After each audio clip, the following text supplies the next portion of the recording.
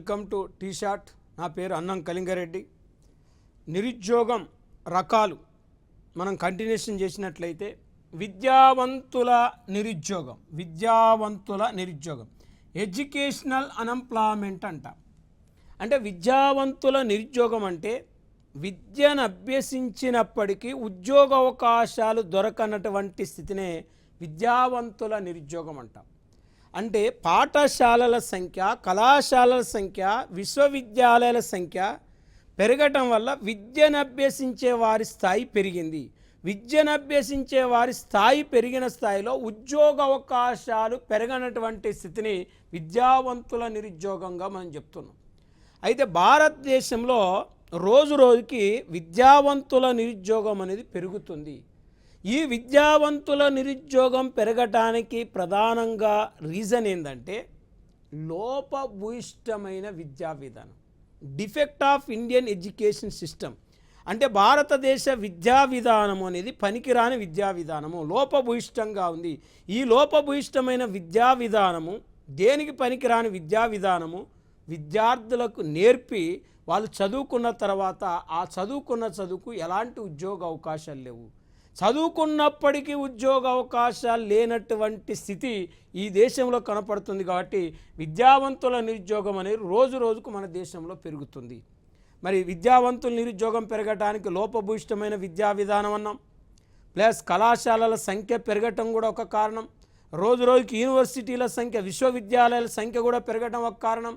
ఇవన్నీ కూడా మన దేశంలో విద్యావంతుల నిరుద్యోగానికి రీజన్గా చెప్పొచ్చు. దీని తర్వాత బహిరంగ నిరుద్యోగం అంటే ఓపెన్ అన్ఎంప్లాయ్మెంట్. బహిరంగ నిరుద్యోగం అంటే వాస్తవానికి ఇక్కడ దేన్ని మనం ఓపెన్ అన్ఎంప్లాయ్మెంట్గా మనం చెప్పుకోవచ్చు. ఇది ఓపెన్ అన్ఎంప్లాయ్మెంట్ అంటే ఇక్కడ వాస్తవానికి ఎందుకు ఈ బహిరంగ నిరుద్యోగం ఏర్పడుతుంది? ఇక్కడ మేజర్గా బహిరంగ నిరుద్యోగం అనగా పని చేయటానికి సిద్ధంగా ఉన్నప్పటికీ పని లేనటువంటి స్థితి, పని చేయడానికి సిద్ధంగా ఉన్నప్పటికీ పని దొరకనటువంటి స్థితిని బహిరంగ నిరుద్యోగం అంటున్నాం. గ్రామీణ ప్రాంతాల నుంచి పట్టణ ప్రాంతాలకు ఎక్కువగా వలసలు రావటం వల్ల పట్టణాల్లో ఉపాధి అవకాశాలు లేక చాలామంది ఖాళీగా ఉంటున్నారు. అలాంటి నిరుద్యోగాన్నే బహిరంగ నిరుద్యోగం అంటున్నాం. అంటే చూడండి, పని చేయడానికి ఆసక్తి ఉన్నప్పటికీ పని దొరకనటువంటి స్థితిని బహిరంగ నిరుద్యోగం అన్నాం. మరి ఈ బహిరంగ నిరుద్యోగానికి కారణం గ్రామీణ ప్రాంతాల నుంచి పట్టణ ప్రాంతాలకు వలసలు ఎక్కువ రావటం బహిరంగ నిరుద్యోగానికి ఒక రీజన్. మరొక రీజన్ ఏంటంటే శ్రామికుల్లో నైపుణ్యాలు లేకపోవటం. జనరల్గా ఆ వ్యక్తి దగ్గర స్కిల్ లేకపోవటం. మనం ఒక పని చేయాలంటే ఆ పని పట్ల మనకు నైపుణ్యత ఉండాలి. ఏ వ్యక్తికైతే ఆ రంగాల్లో నైపుణ్యత ఉంటుందో ఆ రంగాల్లో ఉపాధి అవకాశాలు దొరుకుతాయి. ఇవాళ మన దేశంలో చాలామంది శ్రామికుల్లో స్కిల్స్ కొరత ఉండటం వల్ల ఉపాధి అవకాశాలు దొరకట్లేదు. ఈ నైపుణ్యాల కొరత కూడా భారతదేశంలో బహిరంగ నిరుద్యోగానికి ఒక రీజన్గా చెప్పవచ్చు. మరి ఇలాంటి నిరుద్యోగాన్ని మనం చూస్తే పట్టణ నిరుద్యోగము, గ్రామీణ నిరుద్యోగం అన్నామంటే పట్టణాల్లో బలంగా విద్యావంతుల నిరుద్యోగం ఉంది, పట్టణాల్లో బలంగా పారిశ్రామిక నిరుద్యోగం ఉంది. పట్టణాల్లో రెండు రకాలు, పారిశ్రామిక నిరుద్యోగం, విద్యావంతుల నిరుద్యోగం. గ్రామీణ ప్రాంతంలో ఋతు సంబంధిత నిరుద్యోగం ప్రధానంగా ఉంది. ప్రచ్ఛన్న నిరుద్యోగం ప్రధానంగా గ్రామీణ ప్రాంతంలో కనపడుతుంది. మరి ఇలాంటి నిరుద్యోగాన్ని అసలు ఎట్లా క్యాలిక్యులేట్ చేస్తారు, నిరుద్యోగాన్ని ఎట్లా అంచనా వేస్తారు అనేది మనం జనరల్గా తీసుకుంటే ఈ దేశంలో ఇప్పటి వరకు నిరుద్యోగం రకాల గురించి మనం అధ్యయనం చేసినప్పుడు 1969లో భారత ప్రభుత్వం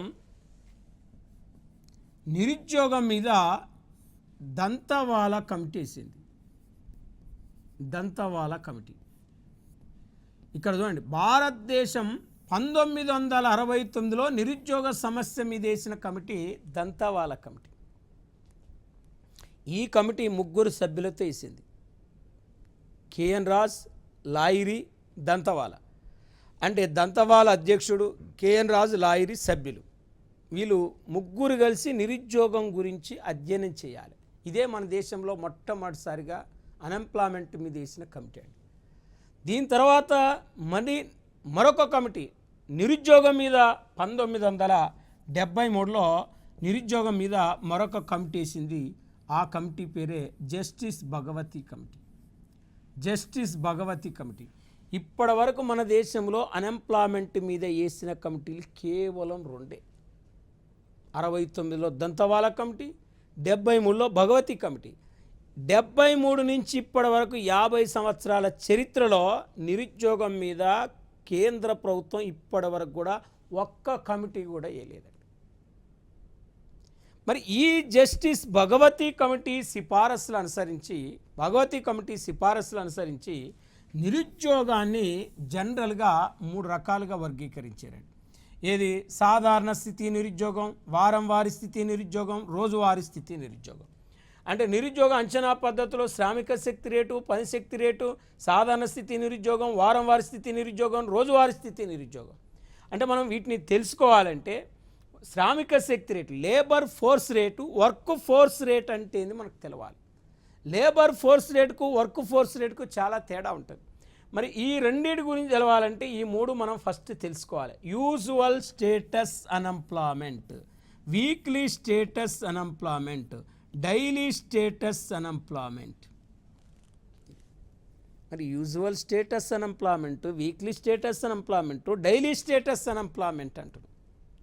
సాధారణ స్థితి నిరుద్యోగం అంటే ఏంటిదంటే సంవత్సరం మొత్తం రోజుల్లో, సంవత్సరం మొత్తం రోజులు అంటే 365 రోజులు సంవత్సరానికి. ఈ 365 రోజుల్లో ఏ ఒక్క రోజు కానీ ఏ ఒక్క గంట కానీ పని దొరకనటువంటి స్థితిని సాధారణ స్థితి నిరుద్యోగం అంటాం.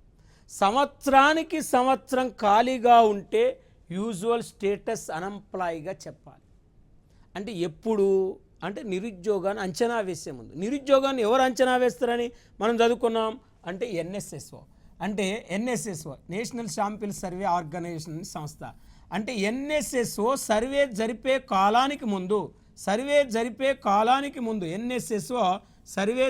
కాలానికి ముందు సంవత్సరం అంతా ఖాళీగా ఉంటే ఏ ఒక్క రోజు కానీ ఏ ఒక్క గంట కానీ పని దొరకకుండా సంవత్సరం అంతా ఖాళీగా ఉంటే ఆయన సాధారణ స్థితి నిరుద్యోగం అంటారు. మరి ఇక్కడ వాస్తవానికి మనం జనరల్గా ఒకసారి తీసుకుంటే ఇక్కడ వారం వారి స్థితి నిరుద్యోగం అంటే వారానికి 7 రోజులు. 7 రోజుల్లో ఏ ఒక్క రోజు కానీ ఏ ఒక్క గంట కానీ పని లేనటువంటి స్థితిని, పని దొరకనటువంటి స్థితిని వారం వారి నిరుద్యోగి అనాలి. అంటే వారానికి వారం కంప్లీట్గా ఈ వారం అంతా ఖాళీగా ఉంటే ఆయన్ని వారం వారి నిరుద్యోగి అనాలి. మరి ఇప్పుడు జనరల్గా ఇది weekly status unemployment. Daily status unemployment రోజువారీ స్థితి నిరుద్యోగం అంటే రోజుకు 24 గంటలు, 24 అవర్స్. ఈ 24 అవర్స్ సర్వే జరిపే కాలానికి ముందు 24 గంటల్లో ఏ ఒక్క గంట పని దొరికినా అంటే రోజువారీ స్థితి నిరుద్యోగం అనకూడదు. ఒక్క గంట పని దొరికినా రోజువారీ స్థితి నిరుద్యోగం. 24 గంటలు. ఇప్పుడు సమయం 5 గంటలైంది. రేపు 5 గంటల లోపు, ఇప్పుడు సమయం 5 గంటల, సాయంత్రం 5 గంటలైంది. రేపు సాయంత్రం 5 గంటల వరకు పని లేకుండా, పని దొరకకుండా ఖాళీగా ఉంటే ఆయన్ని ఏమంటారంటే ఇక్కడ డైలీ స్టేటస్ అన్ఎంప్లాయ్ అంటారు. డైలీ స్టేటస్ అన్ఎంప్లాయ్ అంటారు. సార్ చూడండి, రోజువారీ నిరుద్యోగి అంటారు ఆయన. అంటే మన దేశంలో ఇవాళ బలంగా భారతదేశంలో ఎక్కువగా ఉన్న నిరుద్యోగమే రోజువారీ నిరుద్యోగం భారతదేశంలో ఎక్కువగా ఉంది. మరి రోజువారీ నిరుద్యోగం భారతదేశంలో ఎక్కువగా ఉంది. ఇప్పుడు క్వశ్చన్ అడుగుతాడు, భారతదేశంలో అత్యధికంగా ఏ నిరుద్యోగం ఉంది అంటాడు. సాధారణ స్థితి నిరుద్యోగం ఉందా, వారం వారి స్థితి నిరుద్యోగం ఉందా, రోజువారీ స్థితి నిరుద్యోగం ఉందా అని అంటాడు. మరి అన్నప్పుడు భారతదేశంలో బలంగా మనకు రోజువారీ స్థితి నిరుద్యోగమే మన దేశంలో ఎక్కువగా ఉంది. మరి ఈ రోజువారీ స్థితి నిరుద్యోగం ఎక్కువగా ఉందని చెప్తున్నాం కాబట్టి ఇది మనం గుర్తుపెట్టుకోవాల్సిన పాయింట్, గుర్తుంచుకోవాల్సిన అంశం. నెక్స్ట్ మనం నేర్చుకుంటే ఇక్కడ శ్రామిక శక్తి రేటు, లేబర్ ఫోర్స్ రేట్. అంటే లేబర్ ఫోర్స్ రేట్ అంటే అర్థం ఏంటంటే ప్రతి 1000 మంది శ్రామికులలో ఎంతమంది శ్రామికులు పని చేయటానికి సిద్ధంగా ఉన్నారో తెలియజేసేది శ్రామిక శక్తి రేటు. అంటే చూడండి, ప్రతి 1000 మంది శ్రామికుల్లో ఎంతమంది శ్రామికులు పనిచేయటానికి సిద్ధంగా ఉన్నారో తెలియజేసేదే శ్రామిక శక్తి రేటు. అంటే శ్రామిక శక్తి రేటు, శ్రామిక శక్తి రేటు నుంచి పని శక్తి రేటు, పని శక్తి రేటు, పని శక్తి రేటు తీసేస్తే ఏమొస్తుందంటే నిరుద్యోగం వస్తుంది, నిరుద్యోగుల సంఖ్య వస్తుంది, నిరుద్యోగుల సంఖ్య వస్తుంది. నిరుద్యోగిత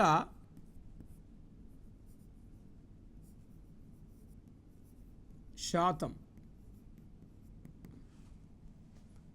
ఇక్కడ శ్రామిక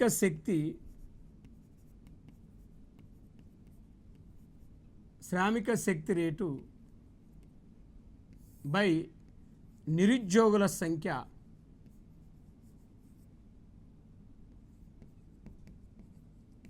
ఇంటూ 100 వేస్తే మనకు నిరుద్యోగిత శాతం వస్తుంది. అంటే నిరుద్యోగిత శాతం కనుక్కోవడానికి శ్రామిక శక్తి రేటు మైనస్ నిరుద్యోగుల సంఖ్య ఇంటూ 100 వేయాలి. మరి శ్రామిక శక్తి రేటు ఇప్పుడు సపోజ్ ప్రతి 1000 మందిలో 500 మంది పనిచేయడానికి సిద్ధంగా ఉన్నారు, 400 మందికి పని ఉంది. అంటే 500కి 400 తీసేస్తే 100 మంది నిరుద్యోగులు. అంటే శ్రామిక శక్తి ఎంత? 500. నిరుద్యోగులు ఎంత? 100 మంది. 100 ఒక్కట్లు, 100 ఐదులు, అప్పుడు 100, 5 20 100. అప్పుడు ఈ నిరుద్యోగిత శాతం 20. అంటే క్యాలిక్యులేట్ ఇలా చేస్తాం, నిరుద్యోగిత శాతాన్ని శ్రామిక శక్తి బై నిరుద్యోగుల సంఖ్య. మరి శ్రామిక శక్తి రేటుకు ఇంటూ పనిశక్తి రేటుని తీసేస్తే నిరుద్యోగుల సంఖ్య వస్తుంది. అంటే ఈ విధంగా నిరుద్యోగాన్ని క్యాలిక్యులేట్ చేస్తారు. మరొక్కసారి చూడండి, నిరుద్యోగాన్ని ఎట్లా క్యాలిక్యులేట్ చేస్తారంటే శ్రామిక శక్తి రేటు మైనస్ పనిశక్తి rate is equal నిరుద్యోగము.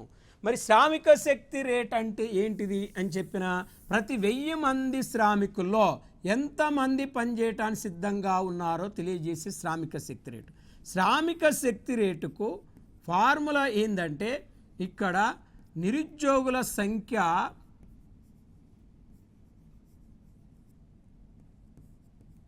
By plus ఉద్యోగుల సంఖ్య మొత్తము జనాభా ఇంటూ 100. అంటే ఇక్కడ నిరుద్యోగుల సంఖ్య ప్లస్ ఉద్యోగుల సంఖ్య బై మొత్తం జనాభా ఇంటూ 100 వేస్తే శ్రామిక శక్తి రేటు వస్తుంది.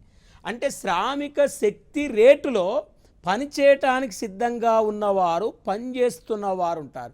అంటే శ్రామిక శక్తి రేట్లో ఉద్యోగులు ఉంటారు, నిరుద్యోగులు ఉంటారు, ఇద్దరు ఉంటారు శ్రామిక శక్తి రేట్లో.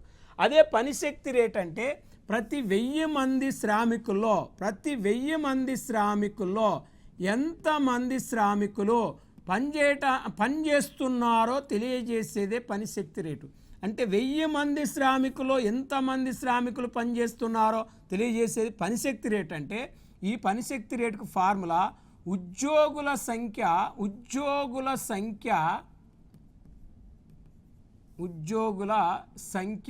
బై మొత్తము జనాభా ఇంటూ 100 వేస్తే మనకు పనిశక్తి రేటు వస్తుంది. ఇంటూ 100 వేస్తే పనిశక్తి రేటు వస్తుంది. అంటే పనిశక్తి రేట్లో కేవలం పనిచేస్తున్న వారు మాత్రమే, అనగా ఉద్యోగులు మాత్రమే ఉంటారు పనిశక్తి రేటులో. ఇది ఈ విధంగా మన దేశంలో శ్రామిక శక్తి రేటుకు పనిశక్తి రేటుకు డిఫరెన్స్ ఇది. మరి ఇప్పుడు నిరుద్యోగాన్ని అంచనా వేసే పద్ధతుల గురించి మనం నేర్చుకున్నాం. ఇక్కడ శ్రామిక శక్తి చూడండి, ఇక్కడ ఉద్యోగుల సంఖ్య ప్లస్ నిరుద్యోగుల సంఖ్య బై మొత్తం జనాభా ఇంటూ 100 అన్నాం. పనిశక్తి ఇది శ్రామిక శక్తి, ఉద్యోగుల సంఖ్య ప్లస్ నిరుద్యోగుల సంఖ్య బై మొత్తం జనాభా ఇంటూ 100. పనిశక్తి ఉద్యోగుల సంఖ్య బై మొత్తం జనాభా ఇంటూ 100. ఇది మనకు ఫార్ములా. ఇక్కడ శ్రామిక శక్తికి పనిశక్తికి డిఫరెన్స్ మనం ఇక్కడ క్లియర్గా మనం నేర్చుకున్నాం. కాబట్టి నెక్స్ట్ మనం చూస్తే నిరుద్యోగిత రేటు సాధారణ స్థితి 15 ఏళ్ళ పైబడిన వారు 2022-23 ప్రకారం, అంటే 2022-23 ప్రకారం మన దేశంలో చూడండి కేవలం పనిచేయటానికి సిద్ధంగా ఉన్నది 57.9% మంది, పనిచేస్తున్న వారు 56.0%. నిరుద్యోగిత రేటు సాధారణ స్థితి అంటే మీకు ఆల్రెడీ చెప్పిన సంవత్సరం మొత్తం ఖాళీగా ఉంటే వాళ్ళని సాధారణ నిరుద్యోగులు అన్నాం. సంవత్సరంలో ఏ ఒక్క రోజు పనిచేసినా వాళ్ళని సాధారణ స్థితి నిరుద్యోగులు కాదు. 365 రోజులకు 365 ఖాళీగా ఉన్న వాళ్ళు భారతదేశంలో సాధారణ స్థితి నిరుద్యోగం 3.2% ఉంది. ఇది బాగా గుర్తుపెట్టుకోవాలి. సాధారణ స్థితి నిరుద్యోగం ఎంత ఉంది అంటే 3.2% ఉంది ఇండియాలో. ఇది సాధారణ స్థితి నిరుద్యోగిత రేటు 3.2% ఉంటే ఇక్కడ నిరుద్యోగిత రేటు రోజువారీ స్థితి 15 ఏళ్ళ పైబడిన వారు, 15 సంవత్సరాల పైబడిన వారిని మాత్రమే మనం నిరుద్యోగులుగా తీసుకుంటాం తప్ప ఆ లోపున్న వాళ్ళని మనం నిరుద్యోగులుగా తీసుకోము. మరి ఇప్పుడు శ్రామిక శక్తి రేటు 54.6% ఉందండి. 54.6% ఉంటే పని శక్తి రేటు 51.8% ఉంది. అంటే ఇది 54.6% శ్రామిక శక్తి రేటు ఉంటే పని శక్తి రేటు 51 ఉంది. నిరుద్యోగిత రేటు రోజువారీ నిరుద్యోగిత రేటు 5.1% ఉంది. అంటే 5.1% ఉంది. 5.1% మన దేశంలో వాస్తవానికి ఏముంది అంటే నిరుద్యోగిత రేట్ అనేది 5.1% ఉంది. మరి 5.1% అనేది ఇది గుర్తుపెట్టుకోవాల్సిన పాయింట్. నెక్స్ట్ మనం చూస్తే ఉద్యోగిత రకాలు, ఎంప్లాయ్మెంట్ టైప్స్ అంటే ఎన్ఎస్ఎస్ఓ ప్రకారం రోజుకి 8 గంటల చొప్పున 273 రోజులు పనిచేసిన వాళ్ళను మాత్రమే ఉద్యోగులుగా గుర్తించాలని చెప్పింది ఎన్ఎస్ఎస్ఓ. అంటే డైలీ 8 గంటలు పనిచేయాలి. అలా సంవత్సరం మొత్తంలో 273 రోజులు ఎవరైతే పనిచేస్తారో వాళ్ళను మాత్రమే ఉద్యోగులుగా గుర్తించాలని నేషనల్ శాంపిల్ సర్వే ఆర్గనైజేషన్ ఒక గుర్తింపు ఇచ్చింది ఉద్యోగులకి. మరి ఇప్పుడు అల్ప ఉద్యోగిత, అండర్ ఎంప్లాయ్మెంట్, నాట్ ఎంప్లాయ్మెంట్ అల్ప ఉద్యోగిత అంటే తక్కువ వేతనం గల ఉద్యోగితనే అల్ప ఉద్యోగిత అంటాం. మరి అల్ప ఉద్యోగిత, తక్కువ వేతనం గల ఉద్యోగితనే అల్ప ఉద్యోగిత అంటాం. అంటే ఎగ్జాంపుల్, ఒక వ్యక్తి సామర్థ్యానికి తగిన పని దొరకనటువంటి స్థితిని అల్ప ఉద్యోగిత అంటాం. ఒక వ్యక్తి స్థాయికి తగిన పని దొరకనటువంటి స్థితిని అల్ప ఉద్యోగిత అంటాం. ఎగ్జాంపుల్, పీజీ చేసిన వ్యక్తి, పోస్ట్ గ్రాడ్యుయేషన్ చేసిన వ్యక్తి లెక్చరర్ కావాలి. ఓ లెక్చరర్ అయితే 60,000, 70,000, 80,000 శాలరీ వస్తుంది. పీజీ చేసిన వ్యక్తికి ఆ స్థాయి పని దొరకక ఒక టీచర్గా పనిచేస్తుండు. టీచర్గా పనిచేస్తుండంటే ఆయనకు 70,000 రావాల్సిన దగ్గర 20,000 వస్తున్నాయి. అంటే ఆ తక్కువ, ఆయన సామర్థ్యం కాదు. ఆయన పీజీ చేసిన వ్యక్తి టీచర్గా పనిచేయటం, అంటే లెక్చరర్ అయ్యే వ్యక్తి టీచర్గా పనిచేస్తుందంటే దాన్ని ఏమంటాం? అల్ప ఉద్యోగిత అంటాం. అదే పిహెచ్డి చేసిండు, అసిస్టెంట్ ప్రొఫెసర్ అయితే 1,00,000-1,50,000 శాలరీ వస్తుంది. ఆ స్థాయి పని దొరకక లెక్చరర్ స్థాయికి వచ్చి పనిచేస్తాడు. అందుకే ఒక వ్యక్తి సామర్థ్యానికి తగిన పని దొరకనటువంటి స్థితి అల్ప ఉద్యోగితనం. తక్కువ వేతనం గల ఉద్యోగితనే అల్ప ఉద్యోగితనం. ఇంకా మనం చూస్తే దాదాపు డిగ్రీలు, పీజీలు చేసిన వాళ్ళు కూడా గుమస్తాలుగా, ఆఫీసులలో ఆ గుమస్తాలుగా పనిచేయటం కూడా అల్ప ఉద్యోగిత కిందకే వస్తుంది. మరి ఇక్కడ పని చేస్తుండు కానీ శాలరీ తక్కువ కాబట్టి దాన్ని అల్ప ఉద్యోగిత అంటారు. మరి అణు ఉద్యోగిత అంటే అసంఘటిత రంగంలో పనిచేసే వాళ్ళని అణు ఉద్యోగులుగా పరిగణిస్తారు. అసంఘటిత రంగంలో పనిచేసే వాళ్ళంటే ఎవరు అంటే ఒక స్పెసిఫిక్ వేతనం లేదు, వాళ్ళ క్యాజువల్ లీవ్స్ ఉండవు. అంటే వాళ్ళకు సాంఘిక భద్రత, టీఏలు, డిఏలు, ఇంక్రిమెంట్లు, బోనస్లు, హెచ్ఆర్ఏలు, గ్రాట్యుటీలు, తర్వాత మనం చూస్తే పిఎఫ్లు ఇలాంటివి వర్తించవు. మరి హాలిడేస్లో కూడా వాళ్ళకి సెలవులు వర్తించవు. ఇలాంటి వాళ్ళని అణు ఉద్యోగులు అంటారు. అసంఘటిత రంగంలో పనిచేసే వాళ్ళంటే మనం జనరల్గా అంటే ఒక పర్మనెంట్ ఉపాధి అవకాశాలు లేని వాళ్ళు, అంటే కాంట్రాక్ట్ ఉద్యోగులు కావచ్చు, అవుట్సోర్సింగ్ ఉద్యోగులు కావచ్చు, వాళ్ళని అణు ఉద్యోగిత అనిగా పిలుస్తారు. మరి ఇప్పుడు ఇలాంటి ఉద్యోగిత రకాలు మనం చూస్తే ఇవి types of employment, types of unemployment చదివినాం. ఇప్పుడు మనం జనరల్గా చూస్తే 2022-23 ప్రకారం మన దేశంలో ఎక్కువ మందికి ఉపాధి అవకాశాలు కల్పిస్తున్న రంగం ఏంది? మన దేశంలో ఎక్కువ మందికి ఉపాధి అవకాశాలు కల్పిస్తున్న రంగం ఇప్పటి కూడా భారతదేశంలో 45.8% మంది ప్రజలు వ్యవసాయ రంగం మీద ఆధారపడి జీవిస్తున్నారు. మేజర్గా ఎంప్లాయ్మెంట్ను కల్పిస్తున్న రంగము వ్యవసాయ రంగం అని బలంగా మనం చెప్పుకోవచ్చు.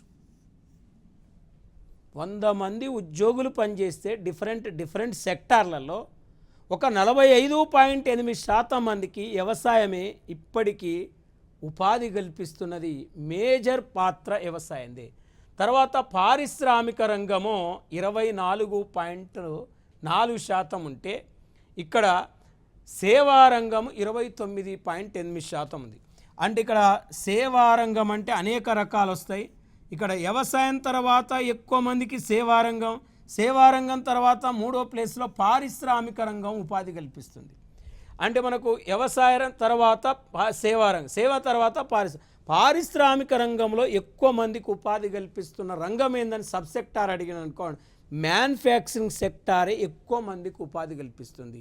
అంటే తయారీ రంగమే ఎక్కువ మందికి ఉపాధి అవకాశాలను కల్పిస్తుంది ఇక్కడ పారిశ్రామిక రంగం. ఏదైనప్పటికీ వ్యవసాయ, సేవ, పారిశ్రామిక రంగాలు ఎక్కువగా ఏం చేస్తున్నాయంటే ఉపాధి అవకాశాలు కల్పిస్తున్నాయి. ఇక్కడ 45, 24, 29 కూడితే 100% మనకి ఇక్కడ క్యాలిక్యులేషన్ వస్తుంది. 300లో ఇదే మేజర్ వాటా ఉంది. దీని తర్వాత మనం తీసుకుంటే స్త్రీలలో యువత నిరుద్యోగులు అంటే ఇవాళ వాస్తవానికి మన దేశంలో పురుషుల్లో కంటే స్త్రీలలోనే నిరుద్యోగిత శాతం ఎక్కువ ఉంది. మనకు దాదాపు 10.0% నిరుద్యోగిత రేటు మహిళల్లో ఉందని ఇటీవల NSSO ప్రకటించింది. స్త్రీలు యువత నిరుద్యోగులు అంటే 15 సంవత్సరాల పైబడిన వాళ్ళు యువత కిందికి వస్తారు కాబట్టి స్త్రీలలో శ్రామిక శక్తి రేటు 44.5% ఉంది. అదే పనిశక్తి రేటు 40.1% ఉందండి.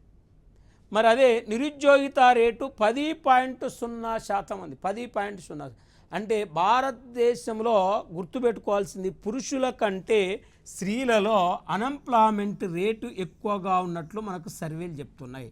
ఇప్పుడు మన దేశంలో ఎక్కువగా మనం చూస్తే తయారీ రంగం, ఇక్కడ వ్యవసాయం తర్వాత తయారీ రంగం ఎక్కువ మందికి ఉపాధి కల్పిస్తున్న రంగంగా మనం చెప్పుకున్నాం.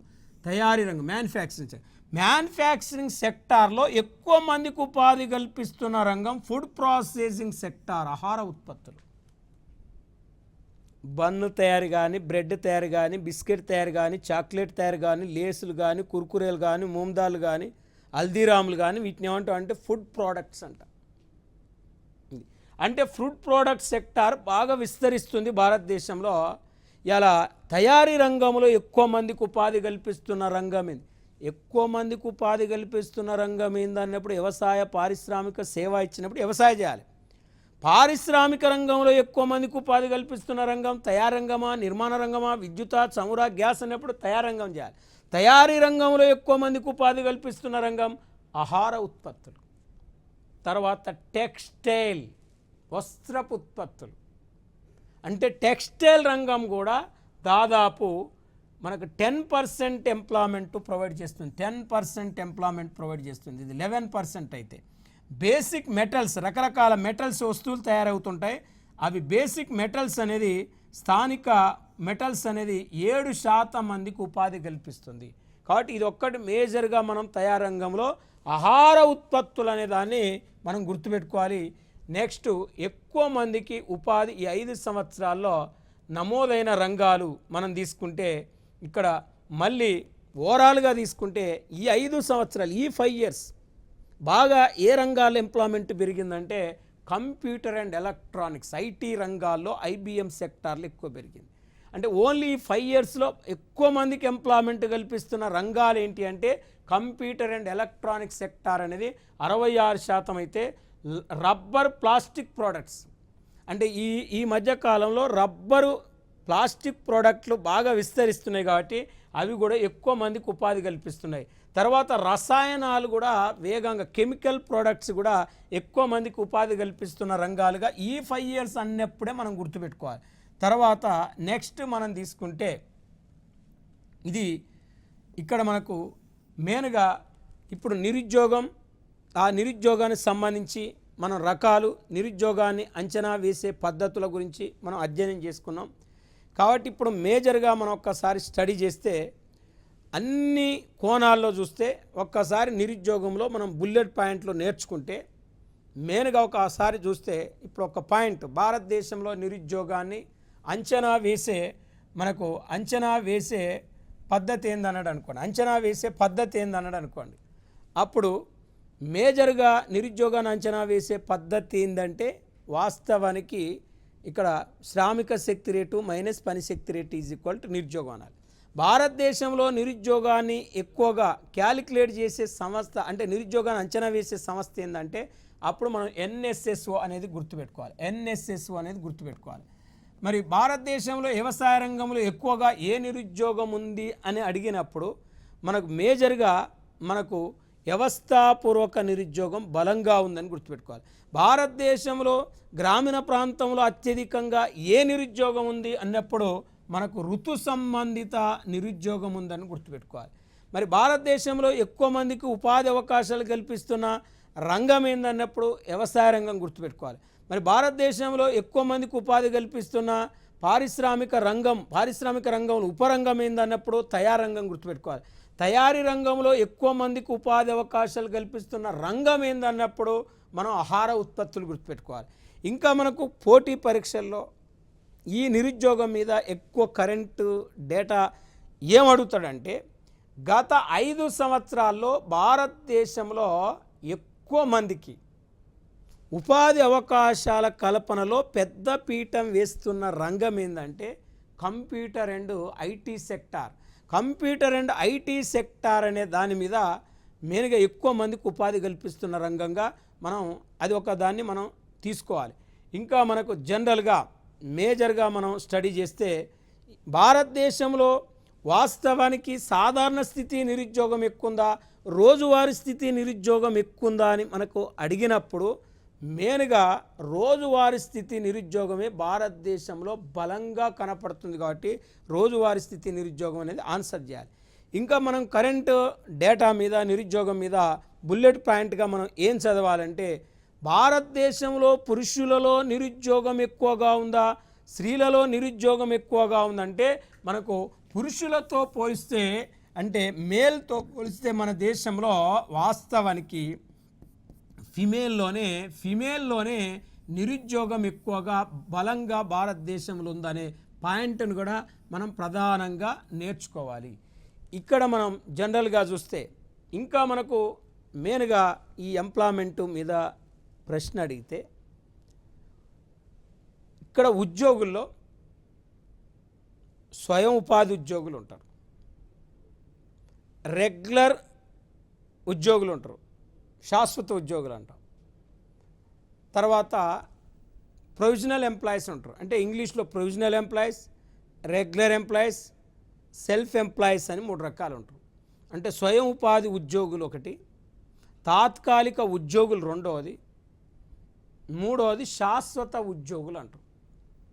ఇలా 3 రంగాలు తీసుకుంటే మనం అప్పుడు ఆన్సర్ ఏం చేయాలంటే ఇలా 3 ఆప్షనల్స్ ఇచ్చినప్పుడు ఈ 3 మీద డేటా ఇచ్చినప్పుడు భారతదేశంలో సెల్ఫ్ ఎంప్లాయీస్ ఉద్యోగులు ఎక్కువ ఉన్నారు, స్వయం ఉపాధి ఉద్యోగులు ఎక్కువ ఉన్నారు. అంటే వాళ్ళే సంస్థలు ఏర్పాటు చేసుకొని ఉద్యోగం చేసే వాళ్ళను మనం ఏమంటామంటే సెల్ఫ్ ఎంప్లాయీస్ ఉద్యోగులు అంటారు. కాబట్టి ఇక్కడ తాత్కాలిక ఉద్యోగుల కంటే శాశ్వత ఉద్యోగుల కంటే స్వయం ఉపాధి రంగమే మన దేశంలో ఎక్కువ మందికి ఉపాధి అవకాశాలు కల్పిస్తుందని చెప్పాలి. మరి ఈ విధంగా మనం చూస్తే ఇక్కడ మనకు ఈ నిరుద్యోగిత మీద మనం పూర్తి అంశాలను నేర్చుకోవడం జరిగింది. కాబట్టి ఎకానమీలో వాస్తవానికి సంఘటిత రంగము, అసంఘటిత రంగం అని 2 రంగాలు ఉంటాయి. సంఘటిత రంగము, అసంఘటిత రంగం అని 2 రంగాలు ఉంటాయండి. ఇక్కడ అసంఘటిత రంగము అంటే వాస్తవానికి దీన్ని మనం ఇంగ్లీష్లో ఆర్గనైజ్డ్ సెక్టార్, అన్ఆర్గనైజ్డ్ సెక్టార్ అంటాం. ఈ ఆర్గనైజ్డ్ సెక్టార్లో వాస్తవానికి శాశ్వత ఉపాధి అవకాశాలు ఉంటాయి, వీళ్ళకు ఉద్యోగ భద్రత అనేది ఉంటుంది, ఉద్యోగ భద్రత ఉంటుంది, ప్లస్ క్యాజువల్ లీవ్స్ ఉంటాయి, టీఏలు డిఏలు, బోనస్లు, హెచ్ఆర్ఏలు, గ్రాట్యుటీలు అన్నీ కూడా ఈ అంటే సంఘటిత రంగంలో పనిచేసే ఉద్యోగులకు ఉంటాయి. వేతనంతో కూడిన సెలవులు కూడా సంఘటిత రంగంలో పనిచేసే వాళ్ళకు ఉంటాయి. అసంఘటిత రంగంలో పనిచేసే వాళ్ళకు వాస్తవానికి ఇక్కడ టీఏలు డిఏలు బోనస్లు ఇంక్రిమెంట్లు అనేవి వర్తించవు. ఇక్కడ వేతనంతో కూడిన సెలవులు వీళ్ళకు వర్తించవు. సాంఘిక భద్రత అనేది అసంఘటిత రంగంలో పనిచేసే వాళ్ళకు ఉండదు. ఇక్కడ మన నిరుద్యోగం గురించి పూర్తి సమాచారాన్ని మనం నేర్చుకోవటం జరిగింది. కాబట్టి నిరుద్యోగం అనే టాపిక్ పూర్తిగా మనకు కంప్లీట్ అయిపోయింది. మనం నెక్స్ట్ టాపిక్ తోటి నెక్స్ట్ క్లాస్లో కలుసుకుందాం. Thank you.